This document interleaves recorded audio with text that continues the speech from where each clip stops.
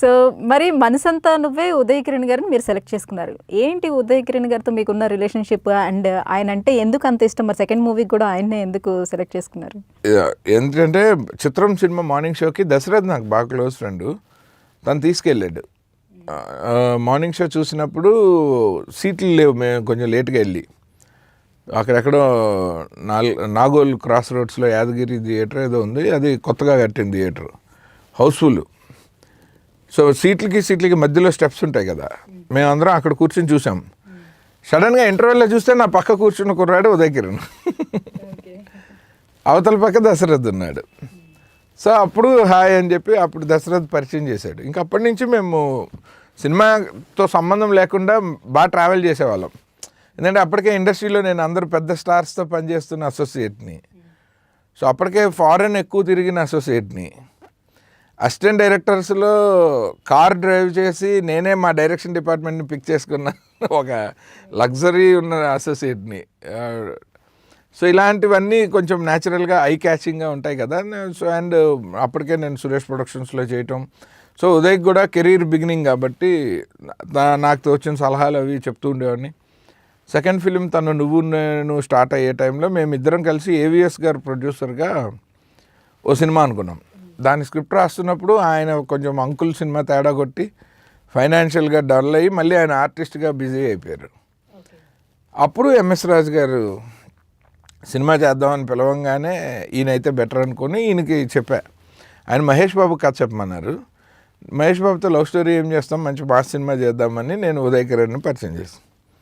So ఆయన నువ్వు నేను ఎడిటింగ్ రూమ్లో చూసి తేజ గారిని అడిగి నాకు బాగున్నాడు కుర్రాడు చేసేద్దామని. మనసంతా నువ్వేలోనేమో చాలా పేషెన్స్ లెవెల్స్ బాగున్న పర్సన్ లాగా, శ్రీరామ్లోనేమో పేషెన్స్ లేదు, కంప్లీట్ అగ్రెసివ్. అవును, అది శ్రీరామ్ చేయాలన్న డెసిషన్ ఉదయ్ది, నాది కాదు. నేను వద్దన్నాను, నువ్వు జోనర్ మార్చుకున్నాను, నేను మార్చొచ్చు యాజ్ ఎ డైరెక్టర్, నా ఫెయిల్ అయినా నష్టం ఉండదు. ఆర్టిస్ట్గా నువ్వు యాక్సెప్టెడ్ అంటే ప్రతి ఫ్యామిలీ నిన్ను మా ఇంట్లో పిల్లాడని ఓన్ చేసుకున్నారు. సో నువ్వు వెంటనే మాస్కి వెళ్ళకు, అప్పుడే ఇది కొన్ని రోజులు కంటిన్యూ చెయ్యి అన్నాను. లేదు ఈ అన్ని లవ్ స్టోరీలు వస్తున్నాయి, మొనాటనస్గా ఉంది, నేను అది బ్రేక్ చేయకపోతే, ఇప్పుడు చేయకపోతే, ఆఫ్టర్ మంత్స్ అంతా నువ్వే చేయకపోతే నాకు కష్టం, సో ఆ పాపం కూడా మీరే మూట కట్టుకోండి అన్నాడు. బట్ శ్రీరామ్ చాలా బాగా కష్టపడ్డాడు. అతను అంటే మేక్ ఓవర్కి ఎక్కువ కష్టపడ్డాడు, బాడీ బిల్డ్ చేయటము, లుక్కు.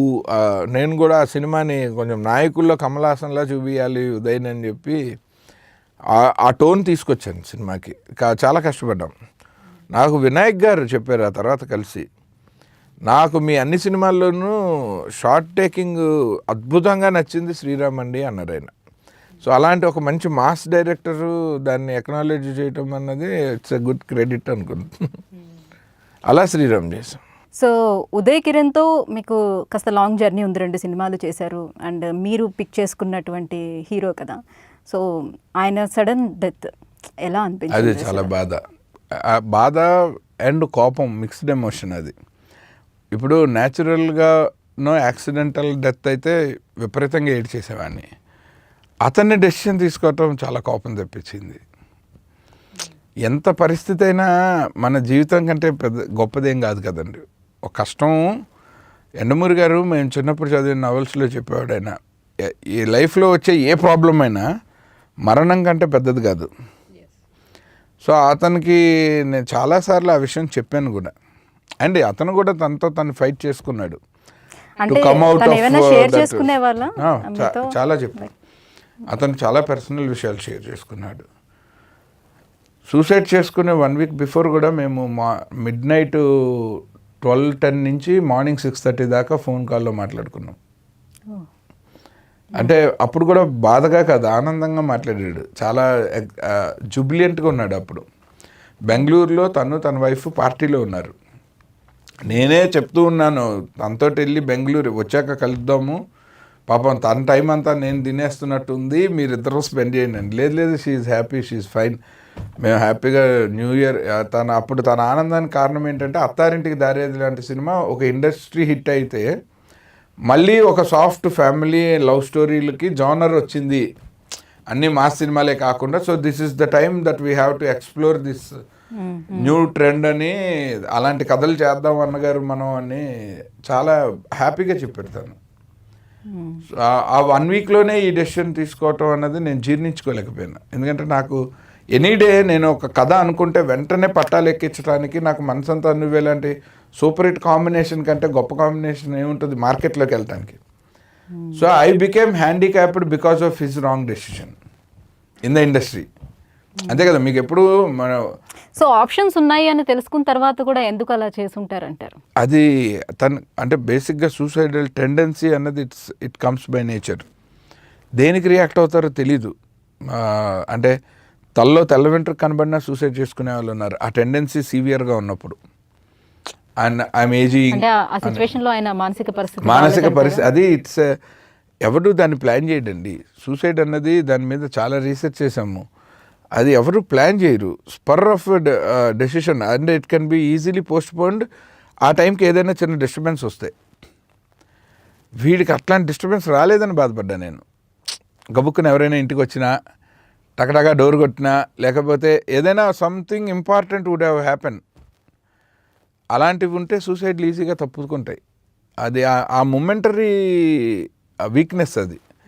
దానికి ఉదయ్ కిరణ్ లాంటి మనందరం ప్రేమించే ఒక కుర్రాడు బలైపోవటం అన్నది నాకు నచ్చలేదు. నేను అతన్ని ఎంత అభిమానిస్తానో అంత తిడతాను only for taking such a criminal decision in his life. అంటే సూసైడ్ అన్నది it's act of criminal mind అని నా ఫీలింగ్. ఎంత బాధ అయినా ఉండొచ్చండి, బతకటం ఏమన్నా కష్టమా? ఏ స్థాయిలో వాళ్ళు ఆ స్థాయిలో బతకట్లే, మనమే చూస్తున్నాముగా పొద్దున్న లేస్తే.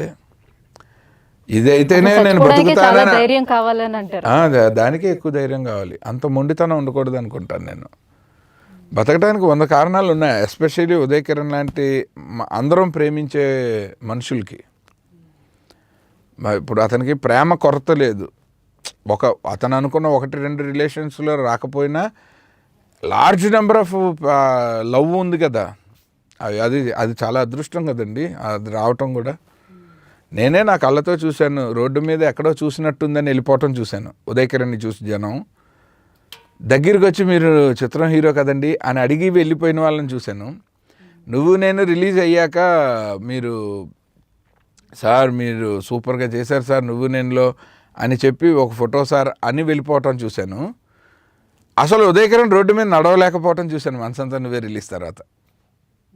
అతను ఉన్న హోటల్ని 1,00,000 మంది ప్రేక్షకులు విశాఖపట్నంలో చుట్టుముట్టి అతన్ని నేను కారిడార్లో నుంచి బయటకు తీసుకొస్తే రోడ్డు మొత్తం జనాభాతో నిండిపోయి మేము ఆ హోటల్ ఖాళీ చేసి వెళ్ళిపోవాల్సిన పరిస్థితి కూడా నేను స్వయంగా చూశాను. ఆఫ్టర్ మనసంతా నువ్వే మేము శ్రీరామ్ షూటింగ్కి వెళ్ళినప్పుడు. అంటే అన్ని లెవెల్స్లో చూసాం కదా లైఫ్ అతనితో పాటు. అతను కూడా చూశాడుగా. సో దాన్ని నమ్మి ఉండాల్సిందే అనిపిస్తుంది నాకు. అతను ఆ నమ్మకాన్ని ఎందుకు కోల్పోయాడని నాకు ఎప్పటికీ అర్థం కాదు. పైగా ఆ రోజు నేను ఆర్పి పట్నాయక్ ఉదయ్ కిరణ్ కలిసి మా అన్నయ్య సినిమా ఆడియో ఫంక్షన్కి గెస్టులుగా వెళ్ళాలి. 9:30 కల్లా జాయిన్ అవుతానని చెప్పి మేము ప్రసాద్ ల్యాబ్లో అతని గురించి మాట్లాడుతున్న టైంలో అతను ఈ పని చేశాడు. ఆడియో ఫంక్షన్ ముద్దుగా అన్న సినిమాకి. అది ఇంకా బాధేస్తుంది నాకు. అరే వచ్చి ఉంటే బతికిండేవాడు కదా. ఎందుకంటే న్యాచురల్లీ ఇంటికి కలిసి వెళ్ళేవాళ్ళం, 1 గంట 2 గంటలు కూర్చునేవాళ్ళం. ఏదైనా కష్టమో సుఖమో చెప్పుకునేవాడు. ఎందుకంటే అంత ఇంట్లో పిల్లల్లా ఉన్నాడు అతను. ఆ ఎవరితో చెప్పుకోలేకపోవటమో లేకపోతే నాకెవరు లేరు అనుకోవటం అన్నది తప్పు లైఫ్లో. మనం ఉన్నాంగా, ఎవరో ఒకరితో షేర్ చేసేసుకుని ఉంటే ఆ భారం తీరిపోయి ఉండేది.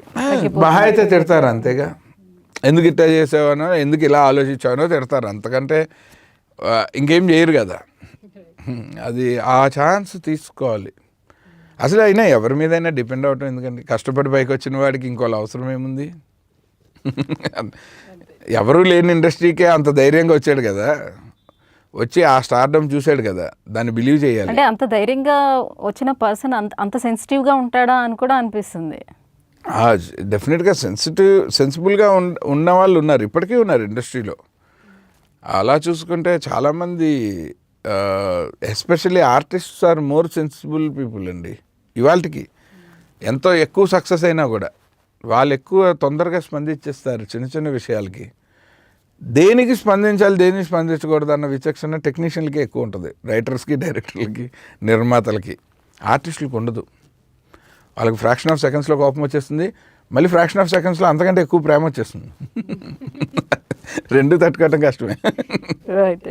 ఇలాంటి ఇంట్రెస్టింగ్ వీడియోస్ కోసం తప్పకుండా మా ఛానల్ని సబ్స్క్రైబ్ చేయండి.